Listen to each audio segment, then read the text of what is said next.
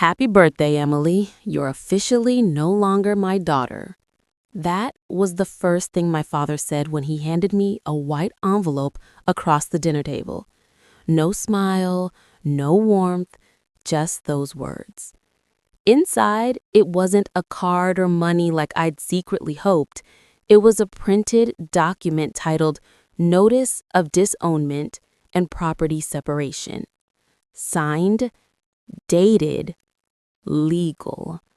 I remember staring at the paper while my mother sat beside him, arms crossed, her lips tight with judgment. My younger brother, Ethan, smirked behind his wine glass like this was some twisted reality show and I was the villain getting kicked off. And just like that, my birthday, my 32nd birthday, became the day my family erased me. Hey everyone, I'm Amelia Grant, 32 years old, born and raised in Chicago. And before I tell you how a birthday dinner turned into the most humiliating moment of my life, I want to ask you something. Have you ever been punished for being the only one who tried to do better than your family expected? If you've ever been betrayed by the people who were supposed to love you most, this story might sound painfully familiar. Stay with me, because what started as a cruel birthday ended with a phone call that turned my entire world upside down. The dinner was supposed to be small, just family, a few friends, and my fiancé Daniel. We'd booked a quiet restaurant overlooking the river. I wore a dark green dress, the one Daniel said made me look like money and peace in one woman. But my parents didn't come to celebrate me. They came to make a statement. Dad was a retired lawyer who still carried himself like a man on trial, rigid, proud, and allergic to being wrong. Mom was the silent enforcer, using her disappointment like perfume, light but suffocating.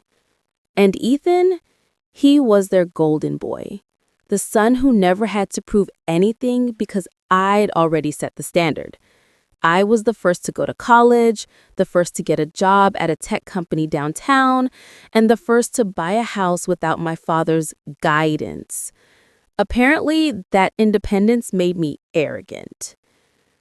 "You've been avoiding family dinners, Emily," my mom said, slicing through her steak.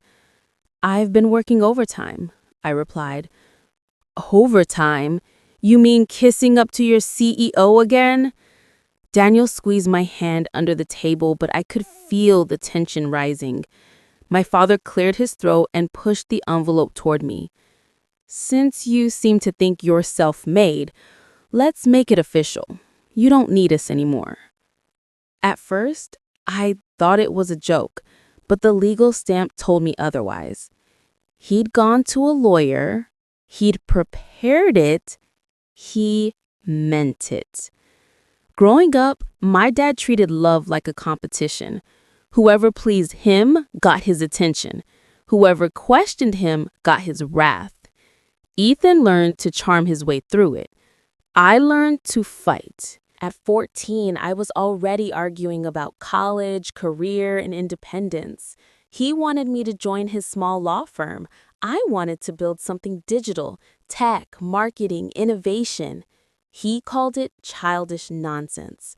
I called it the future. When I landed my first internship at a startup, Dad didn't congratulate me. He sent a text that said, "Don't come crying when you fail." I didn't fail. I climbed. I earned. I built. And somewhere along the line, success became my only language of love. The dinner erupts. Back to that night. Everyone was staring at me, waiting for a reaction. The waiter stood frozen, unsure if he should keep serving dessert. "Dad," I said, trying to steady my voice, "this is insane. You're actually disowning me?" "You chose your work over your family," he said coldly. "We won't stand in the way of your independent woman act anymore." Daniel started to speak up, but my mother cut him off. "Don't interfere, Daniel. This is between a father and his daughter." I felt my throat tighten. "You mean between a father and his ego?" That's when Ethan leaned in, Come on, Em. You know you've always acted like you're better than us. I turned to him. Better? I've been the one cleaning up your messes since we were kids. You crashed Dad's car. I took the blame. You skipped classes. I lied to Mom. You got drunk at prom. I drove you home. But sure, I'm the selfish one. His smirk faded. For a second, I thought I saw guilt in his eyes, but it disappeared fast. Dad pushed back his chair. Enough. If you can't respect this family, you don't belong to it. Then he raised his glass. To new beginnings, he said. Everyone drank. Except me. The call that changed everything. That night, I left the restaurant in silence. Daniel followed me outside, his hand brushing against mine. You don't deserve this, he said softly. I wanted to cry, but something inside me hardened. I'll prove them wrong, I whispered. I'll build something they can never take credit for. We drove home quietly. When we got there, I saw that I'd missed 2 calls from an unknown number. Then a text appeared. This is Mr. Donovan's office. The CEO would like to speak to you first thing tomorrow morning. Mr. Donovan, the CEO of my company. The same man my dad had once called a con artist in a suit. My heart started pounding. Why would he want to speak to me directly? I hadn't even submitted the proposal yet. Daniel looked at me. Do you think it's about that project you've been working on? Maybe. Or maybe I'm about to lose everything in 1 week. For months, I'd been developing a pitch that could change my department forever. It was an AI-based marketing system that analyzed emotional responses in real time, basically reading consumer emotions through microdata. No one believed it would work, except me. I stayed late every night, coding, testing, building. When I showed it to my manager, he laughed. When I showed it to a colleague, she said, "You're wasting your time. Donovan only listens to the men in the boardroom." But what if he didn't? I barely slept. By 7 a.m., I was already at the office, nerves on fire. When the elevator opened to the top floor, the CEO's assistant smiled politely. Mr. Grant, he's been expecting you. Expecting me. As I stepped into the office, I saw Mr. Donovan standing by the window, his hands clasped behind him. Emily, he said, turning with a faint smile. I heard your birthday was yesterday. I hope it was memorable. I froze. How did he know that? Yes, sir, I said quietly. It was. He nodded. Good, because today might be even more memorable. He gestured to the chair across from him. I saw your demo file, the emotional AI pitch. My breath caught. You did? He smiled. Not only that, I showed it to the board. I blinked, trying to process his words. The board? He nodded. They're interested. Very interested. For a moment, I felt lightheaded. Everything I'd worked for, the long nights, the rejection, the ridicule, it was finally worth something. Then his tone shifted. But before we proceed, there's something you should know. He slid a folder across the table. My father's name was printed on the first page. Your father reached out to me last week, he said quietly. He asked us to terminate you. My chest tightened. What?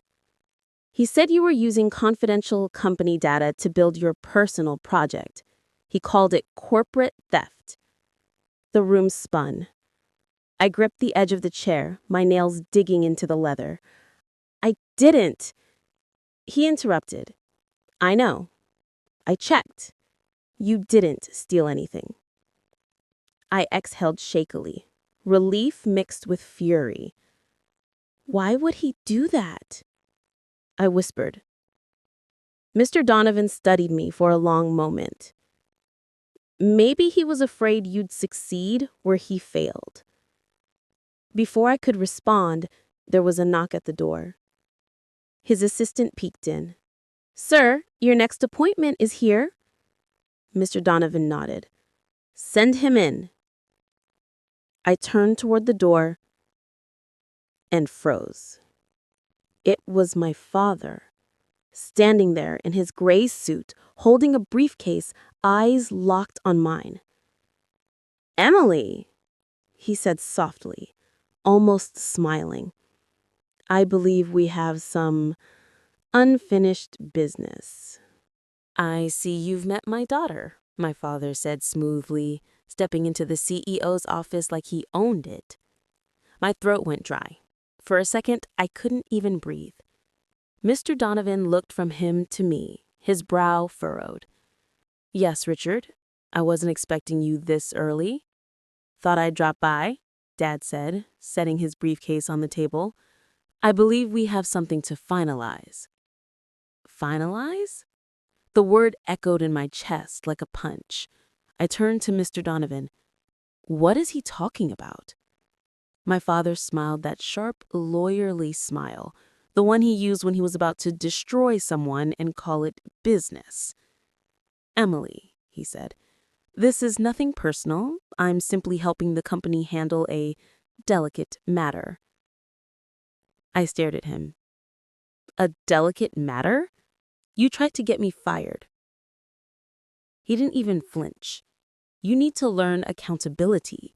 You took company resources home, didn't you?" My voice shook. "I worked after hours. I didn't steal anything."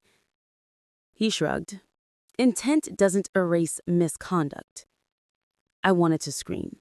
My blood was boiling, my heart racing, but I couldn't lose control. Not in front of the CEO, not now. Mr. Donovan raised a hand. "Richard, that's enough. We've already verified that Emily did nothing wrong. The board agrees." Dad's jaw tightened. His confident smirk cracked for half a second before he caught himself. "I'm just protecting the company," he said curtly. "From your daughter?" Donovan's ask.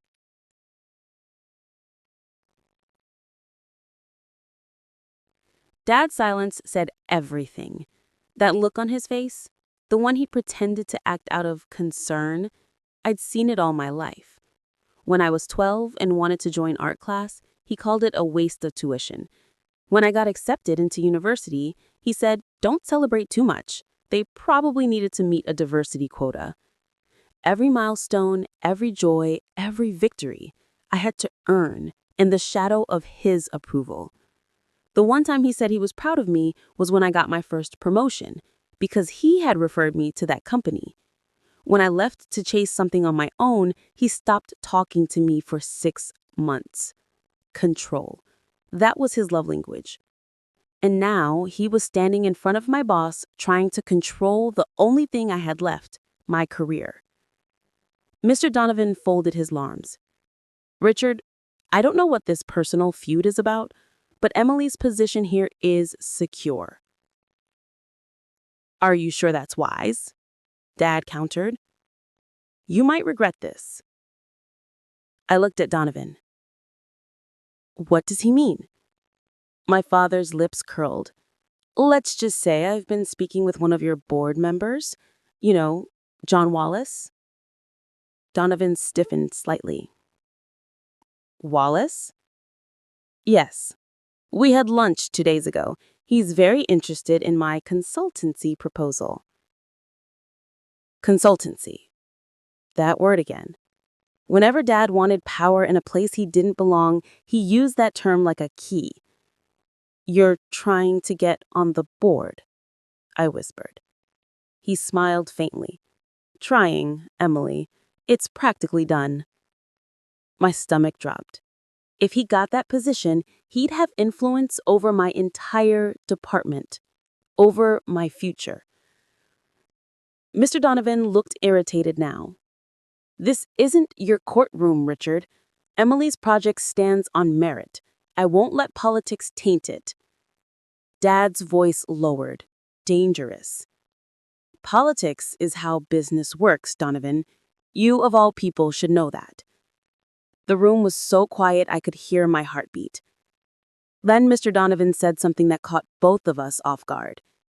"You're no longer welcome in my office," he said firmly. "Security will escort you out." For the first time in my life, my father looked genuinely stunned. "You can't do that," he said. I just did.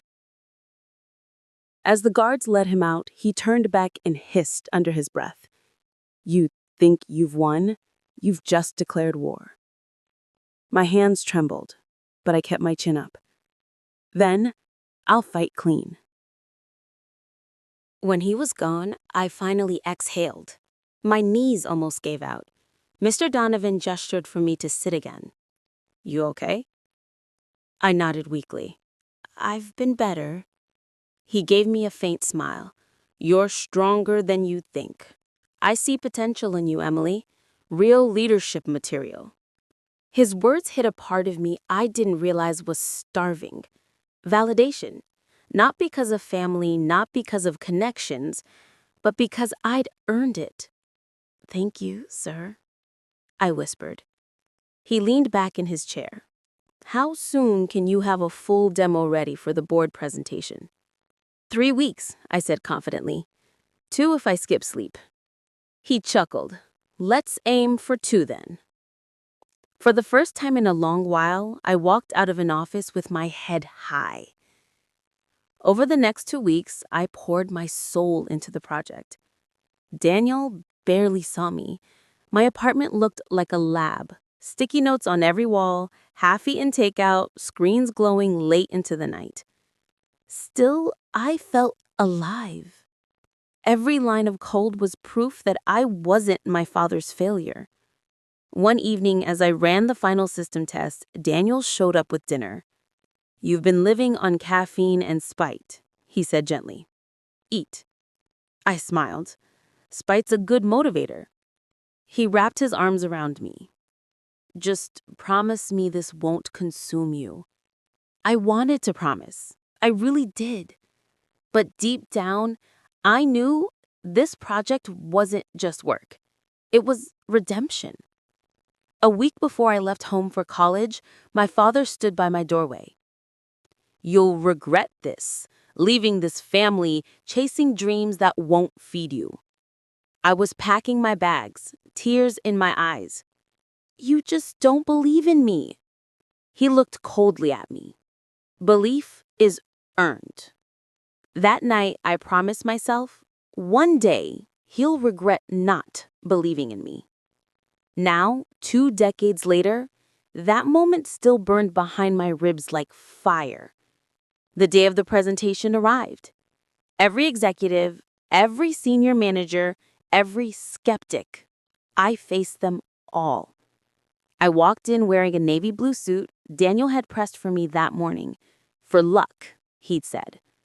When my slides lit up the screen, the room went quiet. I took a deep breath.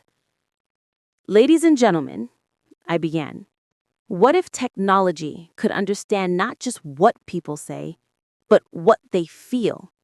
For 30 minutes, I showed them everything. Live demos, emotion tracking, adaptive analytics. I saw surprise, curiosity, even awe in their eyes. When I finished, the silence was thick. Then the room erupted in applause.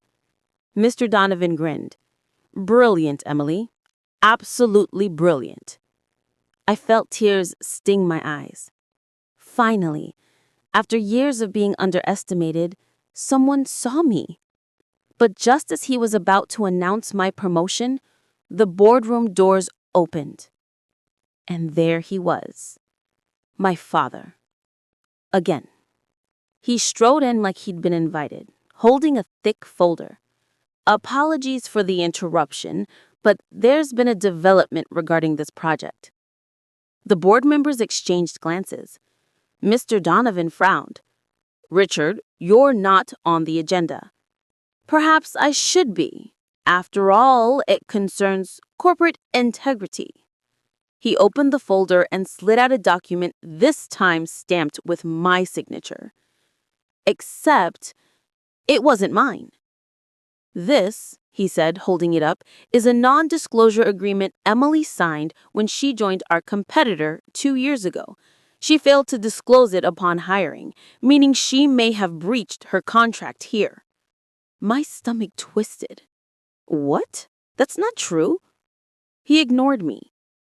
You can deny it all you want, but the signature, the date, it's all here. Check the database if you like. The board members began whispering among themselves. Donovan's expression darkened. Emily, is there any truth to this? I felt dizzy. I've never worked for a competitor. I don't even recognize that paper. Dad leaned forward. You can deny it all you want, but the signature, the date, it's all here. Check the database. The board members began whispering among themselves. Mr. Donovan turned to me. Emily, step outside for a moment. Let us review this. No, wait. But the security guard was already at my elbow, guiding me toward the door. As I walked out, I looked back and saw my father smiling.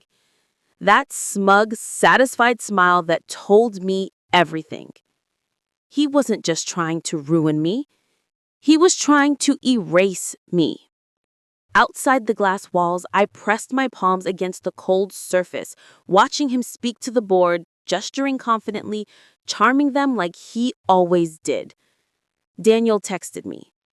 What's going on? I just got a call from someone named Wallace. He says your project might be under investigation. I stared at the message, my vision blurring. In that moment, I realized something terrifying. If my father had forged that document, he must have had access to my personal files, which meant someone at my company, someone close, had helped him. The first thing I noticed when I got home was the silence. Not the peaceful kind. This one buzzed, heavy, loaded. Daniel was sitting on the couch, his phone face down on the table, half-empty glass of whiskey beside him. He didn't look up when I walked in. Babe, I said softly, you won't believe what happened today. He didn't respond, just stared at the TV, muted on a news channel. Daniel. He finally turned, his jaw tight. I already know. I froze. You know? How? He sighed. Wallace called, said the board is investigating you for contract breach, said your father presented evidence. The word evidence burned through me like acid. I sat across from him. Daniel, it's fake. He forged my signature. He didn't meet my eyes. Emily, are you sure? The room tilted slightly. What do you mean, am I sure? Of course I'm sure. He rubbed the bridge of his nose. You've been under a lot of pressure lately. Maybe you signed something you forgot about. Are you serious right now? I snapped. You think I'd forget signing a non-disclosure for a rival company? He flinched. I'm just saying, your dad's a lawyer. He wouldn't risk his reputation on a lie. That sentence hit harder than any slap. I stared at him. You're taking his side? Emily, I'm trying to stay rational, he said quietly. If there's even a chance this thing is real, you need to think. No, what I need is someone who believes me, I stood up abruptly. For hours that night, I couldn't stop pacing. I replayed every conversation, every small, odd moment from the past few weeks. The late-night calls Daniel didn't explain, the sudden visits from my father near our apartment, the way Daniel had once casually asked, "What folder do you store your project backups in?" At the time, it felt innocent. Now it felt like something else. I walked into the kitchen and opened his laptop. He never locked it. There were emails, work ones mostly. Then one stood out. Subject: REL follow-up on agreement files. Sender, jwallace@donovangroup.com. Timestamp, 2 days before my presentation. My stomach dropped. I opened it. It read, "Ensure she doesn't know. Richard will handle the timing. Just keep her calm until the board meeting." For a moment, I couldn't breathe. The words blurred, but I saw Daniel's name in the recipient field. No, it couldn't be. My fiancé, the one person I trusted completely, had been working with them. When I first met Daniel, I was 26. He was funny, charming, ambitious, the kind of man who remembered your coffee order and looked you in the eyes when you spoke. My dad liked him immediately. He'd said, "Finally, someone level-headed enough to handle you." That should have been my first red flag, because the men my father approved of always had one thing in common. They wanted to manage me. But Daniel was different, or at least he seemed to be. He pushed me to chase my dreams, stayed up late helping me prepare presentations, told me I was born to lead. Now, those memories felt like traps disguised as compliments. When I came back to the living room, he was still there, scrolling through his phone. I held the laptop out. "You want to tell me what this is?" He looked up confused. "What are you talking about?" "Don't play dumb, Daniel." My voice cracked. "You've been talking to Wallace and my father." He blinked. His lips parted, but no words came out. "So it's true." "Emily, listen." "No!" My voice rose, shaking. "You betrayed me. You sold me out." He stood, defensive now. "It's not what you think."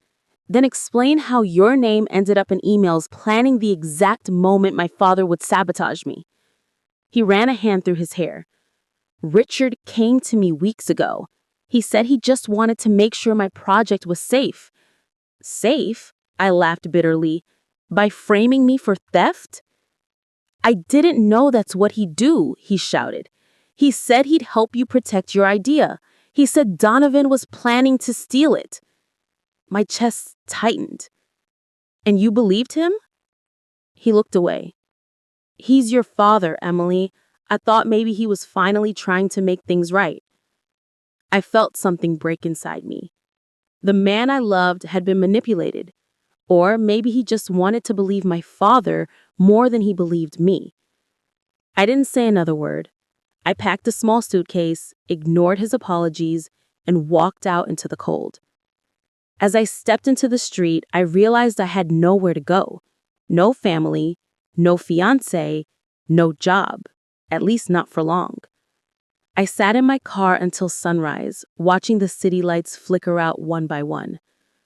Somewhere between the quiet and the exhaustion, I realized something important. My father didn't just want to destroy my career. He wanted to destroy my credibility. If people thought I forged documents or breached the contract, no company would ever trust me again.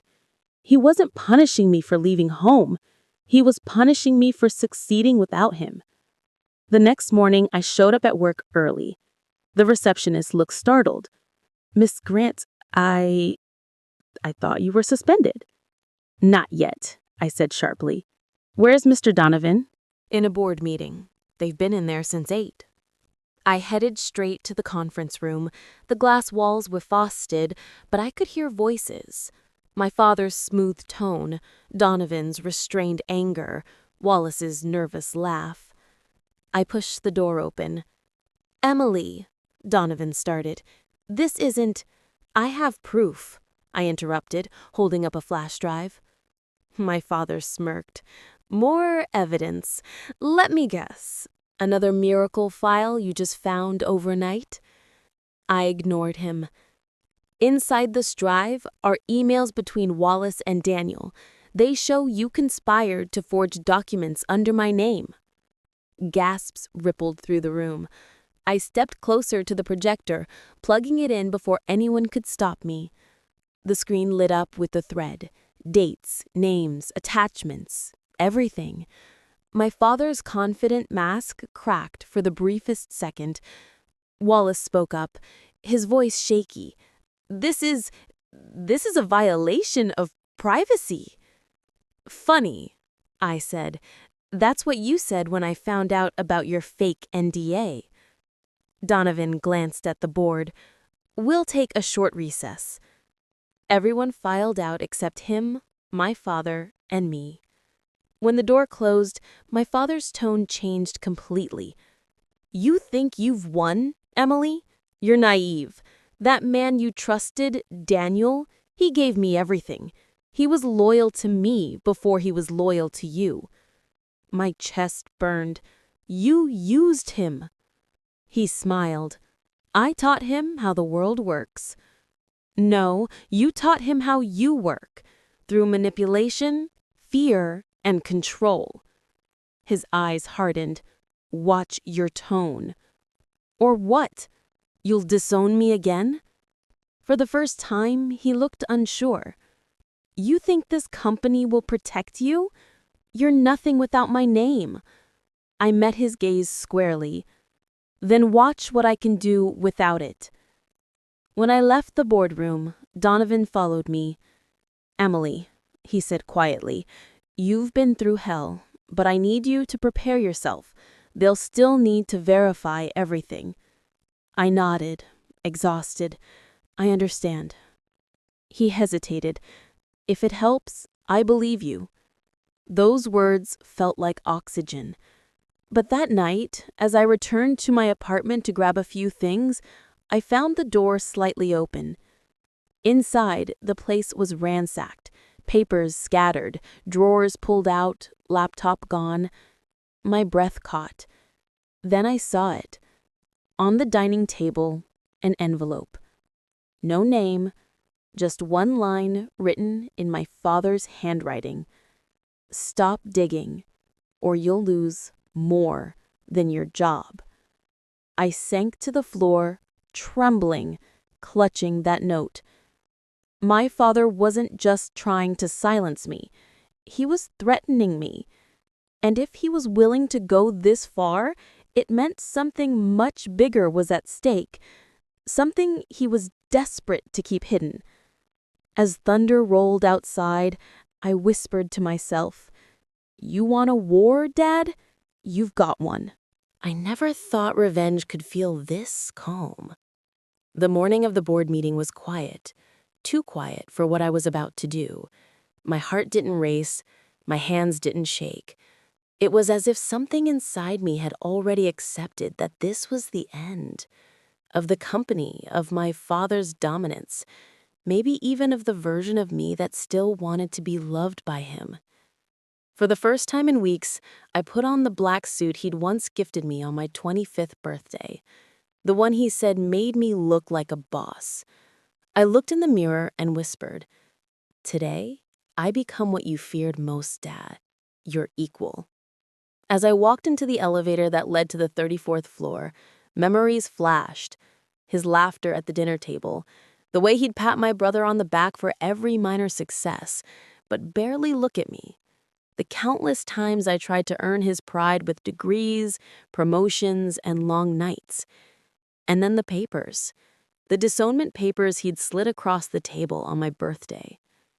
That image had burned a hole in my soul. But today, he'd feel that same burn. Daniel had already set up the projector and synced the files. He gave me a slow nod from across the room, his face pale, but his eyes saying, "It's time." The room filled with executives, investors, and the CEO, Mr. Hartley, the man whose name had once pulled me back from the edge of despair. I caught my father's eye. He looked irritated, not nervous, confident, as if still in control. Of course he was. He always was. He leaned toward his lawyer and whispered something. The lawyer chuckled. "Ladies and gentlemen," my father began, standing before I could even sit. "My daughter," he continued, his tone dripping with self-righteous calm, "was unfortunately dismissed from the company for breaching confidentiality. It's tragic, but the board made its decision." The murmurs in the room grew. My chest tightened, but not with fear. No, with resolve. I stood slowly, letting my chair scrape across the polished floor. "Actually, that's a lie," I said, voice steady, eyes fixed on him. And the room went dead silent. I walked to the front and plugged in my flash drive. The projector blinked, and suddenly the screen came alive, with screenshots, emails, recordings. "These," I said, "are confidential documents my father sold to a rival company for personal profit, while framing me to cover his trail." The gasps were instant. His lawyer's smile vanished. My father's hand twitched at the table. "Amelia, that's enough," he hissed. "You don't know what you're doing." "Oh, I know exactly what I'm doing." I clicked again. A voice recording played. His voice, calm and calculating. "Just pin it on Amelia. She's ambitious but naive. She'll think it's her fault." The room erupted. One of the board members shouted, "You framed your own daughter?" The CEO rose from his seat, his face a mixture of fury and disappointment. Mr. Hartley turned to me. "Miss Grant, how long have you had this?" "Since the night he handed me those papers. I thought I lost everything. Turns out, I gained the truth." The fall. My father tried to speak, but his words stumbled. He looked smaller than I'd ever seen him. "This is ridiculous," he barked. "She's manipulating." "Enough!" The CEO's voice thundered through the room. "Security, please escort Mr. Grant to legal." 2 guards appeared at the door. My father turned to me, his face red, his pride bleeding out with every step. "You think this makes you powerful?" "No, it makes me free." He stared at me for a long, trembling second, then let out a low, bitter laugh. "You'll always be my biggest mistake." And then he was gone, dragged out, just like that. The boardroom sat in stunned silence. The CEO finally spoke. "Amelia, you've shown extraordinary strength. This company owes you an apology and a place back on the leadership team." But I shook my head. "Thank you, sir, but I'm done proving my worth to people who only see me as leverage. I just wanted the truth to be seen." And with that, I walked out, head high, tears quietly fighting behind my eyes. Later that evening, I found myself standing outside my father's house, the same one where he'd once taught me how to ride a bike, where he'd once told me that family comes before pride. I guess he forgot. I knocked. The door opened. He looked different, defeated. A man whose entire empire had crumbled in a single morning. "Why are you here?" he asked, voice hoarse. "To say goodbye," I replied softly. "Not because I hate you, but because I finally love myself enough to leave." He scoffed, sitting down heavily. "You think you're better than me now?" "No, I think I'm finally me." He stared at me long, hard. Then, in a voice so faint it barely existed, "I did it for the company, for the legacy. You were getting too much attention. They were calling you the future." "And you couldn't stand that your daughter was your equal?" I asked. He didn't answer. His silence said it all. After a while, he whispered, "Your mother would be proud of you." That broke me. Tears spilled down my cheeks, but I refused to let them drown my voice. "Then let her be, because I'm done chasing ghosts." I stood, turned to leave. His voice cracked behind me. "Amelia, wait." I paused, but didn't turn. "What now?" I never stopped loving you." That hurt worse than any lie, because it wasn't true. Or Maybe it was, but twisted by pride. I whispered without facing him, "Then you should have loved me enough not to destroy me." And I walked out. For the last time. Months later, I sat in a quiet cafe, overlooking the skyline. My life was unrecognizable. I'd started my own consultancy, small, independent, thriving.